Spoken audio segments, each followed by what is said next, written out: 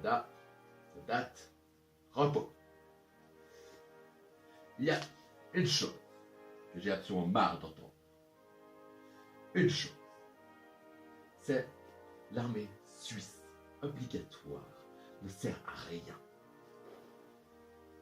Déjà, outre que nous avons prouvé lors de votre recrutement que l'armée suisse sert à quelque chose par une vidéo extrêmement importante, j'aimerais qu'on puisse enfin vous dire que l'armée suisse sert à quelque chose. Ils ont raison, le service militaire, ça sert à rien de toute manière. Silence! Trop de pompe! Oui, l'armée suisse sert à quelque chose. Je pense que nous l'avons presque tous oublié. Le temps de guerre. Le temps où la Suisse était impliquée dans une guerre. Alors, là, vous dites, elle n'a pas réellement rentré en conflit pendant la Deuxième Guerre mondiale, mais vous plaisantez. Elle était là pendant la Deuxième Guerre mondiale. Elle a tenu tête aux nazis. Vous croyez pourquoi qu'ils n'ont jamais essayé d'envahir la Suisse? Vous croyez pourquoi? Parce que l'autre armée était là. C'était pas plutôt parce que la Suisse collaborait avec Les les papas, nazis? ils parlaient. Silence!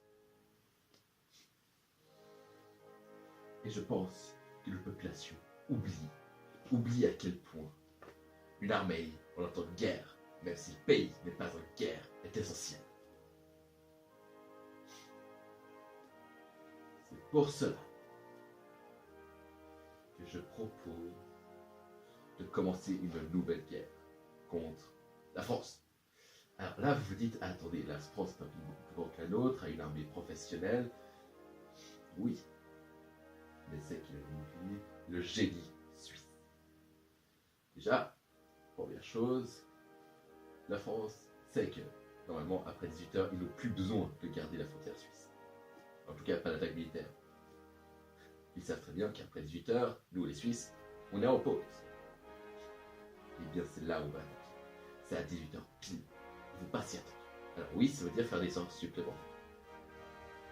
Oui, c'est un problème. Effectivement. Mais c'est des sorties supplémentaires qui vont nous permettre d'avoir un peu sous les pieds. Là, vous allez vous dire, mais les organisations internationales vont agir. La France ne va pas être seule, ne va pas laisser une guerre dans l'Europe. C'est là où intervient la suite du génie suisse. Nous savons que l'ONU à Genève, il nous suffit de paralyser tous les diplomates pour paralyser toutes les décisions qui pourraient être prises à l'international. Les décisions individuelles vont être très souvent mal prises, vu que nous pouvons leur rappeler que nous possédons la moitié de leur argent dans nos banques et que ce serait très fâcheux qu'ils décident de nous envahir. Voilà. Et